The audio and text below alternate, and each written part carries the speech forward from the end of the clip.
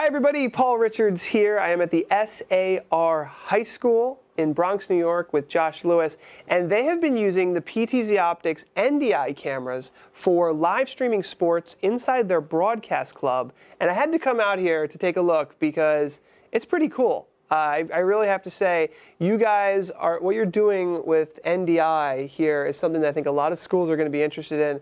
Can you tell me what was the idea behind, I know you use Wirecast, behind using NDI to start live streaming sports and having it more involved with the broadcast club? Sure, yeah. No, we love the NDI technology. It's really incredible. We're able to utilize it, and it gave us the ability to now have a permanent camera set up and to wirelessly bring our camera into Wirecast. So I no longer have to do a physical setup of a camera and tripod and run wires, SDI, or anything like that. It's automatically on the network, and which we realized afterwards, even more interesting, is we can now live stream from anywhere in the building and pick up the camera. So we've done some live streams where our camera's set up right now in the gym, and there's a basketball game going on, and we've been up here on the 4th floor in the tech office live streaming a game from up here using the joystick and using NDI technology.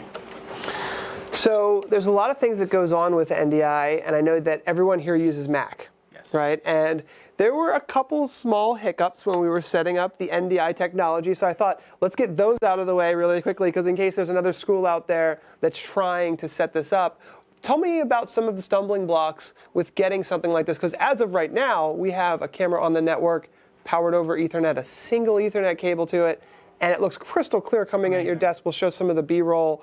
You can control it from up here. It's like the dream, but there were a couple hurdles, right? Yeah, there's a couple things when we were first trying to figure out how to set it up. And one of them was, first of all, knowing how much bandwidth you have.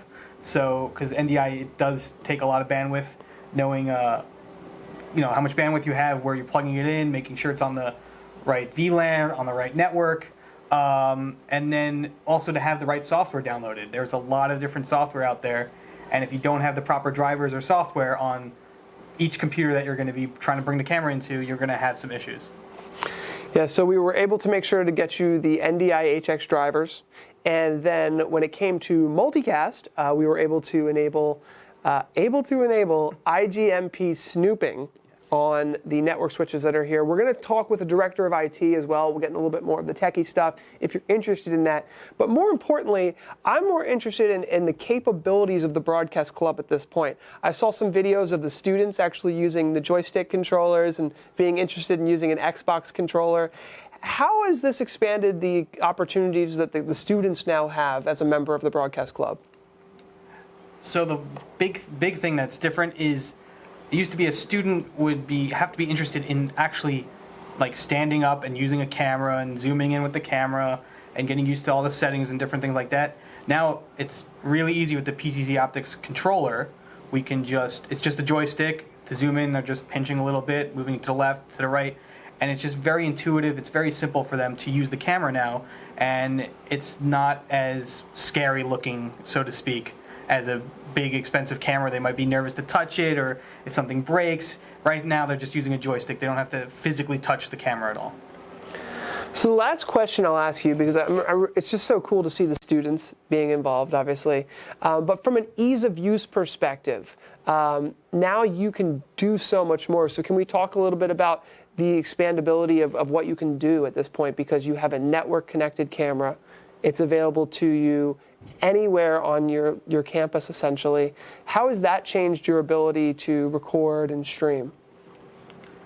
Well, now we have the ability to, in any room, whenever there's an event, whether it be the gym, the auditorium, even a classroom, we're going to do some setups where you can just, something's happening, go live. You can record. You can just go in there.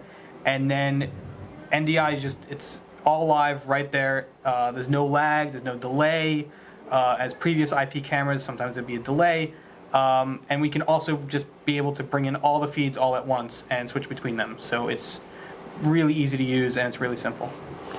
Well, thank you so much, Josh. Again, we do have a tour where we interview some of the different faculty members here at the SAR High School that talk about how the broadcast club and the live streaming and the video has really kind of changed the game from sports to plays, to students themselves actually getting great experiences, improving their own athletic capabilities with the analytics of the video. So this has been such an awesome tour today to be able to come out here. It's a little cold.